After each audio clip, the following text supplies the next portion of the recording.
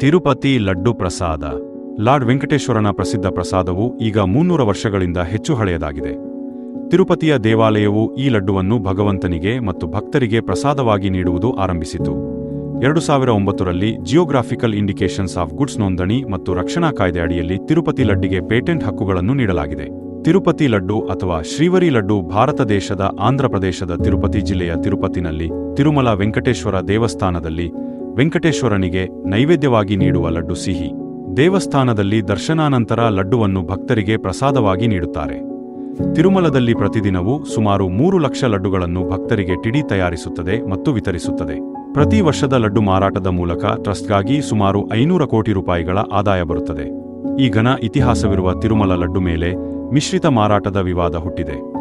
ತೊಲೆಂಗೆ ದೇಶದ ಪಕ್ಷದ ಅಧ್ಯಕ್ಷ ಮತ್ತು ಆಂಧ್ರಪ್ರದೇಶ ಮುಖ್ಯಮಂತ್ರಿ ಚಂದ್ರಬಾಬು ನಾಯ್ಡು ಮಾಡಿದ ಆರೋಪಗಳ ಪ್ರಕಾರ ತಿರುಮಲದಲ್ಲಿ ಲಾರ್ಡ್ ವೆಂಕಟೇಶ್ವರನ ಪ್ರಸಾದವಾದ ಲಡ್ಡು ಮತ್ತು ಇತರ ಪ್ರಸಾದಗಳನ್ನು ತಯಾರಿಸಲು ಜಂತು ಕೊಬ್ಬಲು ಬೆಣ್ಣೆ ಬಳಸಲಾಗಿದೆ. ಇದು ಈಗ ದೊಡ್ಡ ರಾಜಕೀಯ ವಿವಾದವಾಗುತ್ತದೆ. ಗುರುವಾರ ಮಧ್ಯಾಹ್ನ ಯುವ ಶ್ರಾಮಿಕ ಕಾಂಗ್ರೆಸ್ ಪಕ್ಷದ ನಾಯಕ ಮತ್ತು ಮಾಜಿ ತಿರುಮಲ ತಿರುಪತಿ ದೇವಸ್ಥಾನಗಳ ಅಧ್ಯಕ್ಷ ವೈಎಸ್ ಸಾಬ್ರೆಡ್ಡಿ ತಾಡೇಪಲ್ಲಿಯಲ್ಲಿ ಮಾಧ್ಯಮ ಸಭೆಯಲ್ಲಿ ಈ ಆರೋಪಗಳನ್ನು ಖಂಡಿಸಿದರು. ನಾಯ್ಡು ತಿರುಮಲ ದೇವಾಲಯವನ್ನು ಮತ್ತು ಲಕ್ಷಾಂತರ ಕೋಟಿಗಳ ಹಿಂದೂಗಳ ವಿಶ್ವಾಸವನ್ನು ಕೆಡಿಸುವ ಪ್ರಯತ್ನದಲ್ಲಿದ್ದಾರೆ ಎಂದು ಅವರು ಆರೋಪಿಸಿದರು.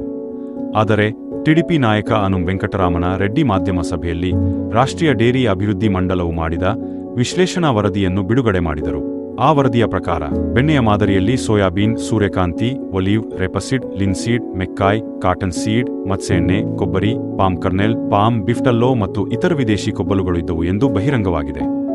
ಜಾತಿಯ ಮಾಧ್ಯಮ ವರದಿಯ ಅಂಶಗಳನ್ನು ಹೈಲೈಟ್ ಮಾಡಲು ಆರಂಭಿಸಿದಾಗ ನಾಯ್ಡು ನೇತೃತ್ವದಲ್ಲಿ ಟಿಡಿಪಿ ಅಧಿಕಾರದಲ್ಲಿ ಬಂದ ನಂತರ ಜುಲೈ 17ರಂದು ಮಾದರಿ ಪರೀಕ್ಷೆಗೆ ಕಳುಹಿಸಲಾಗಿತ್ತು. ಜುಲೈ 23ರಂದು ವರದಿ ಬಂದಿದೆ ಎಂದು ವೈಎಸ್ಆರ್ಸಿಪಿ ಎದುರುದೂಡುತ್ತದೆ. ಆದ್ದರಿಂದ ವೈಎಸ್ಆರ್ಸಿಪಿ ವಿರುದ್ಧ ಬೂದು ಬಿಕ್ಕಲು ಹಾಕಲು ನಾಯ್ಡು ಮಾಡಿದ ಪ್ರಯತ್ನ ವಿಫಲವಾಗಿದೆ ಎಂದು ಅವರು ತಿಳಿಸಿದ್ದಾರೆ.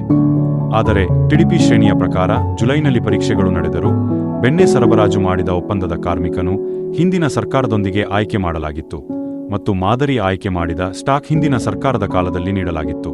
ಈ ವಿಡಿಯೋವನ್ನು ನೋಡಿದಕ್ಕಾಗಿ ಧನ್ಯವಾದಗಳು. ನೀವು ಸಹ ನಿಮ್ಮ ಅಮೂಲ್ಯವಾದ ಕಾಮೆಂಟ್ಗಳನ್ನು ಎರೆಯಿರಿ.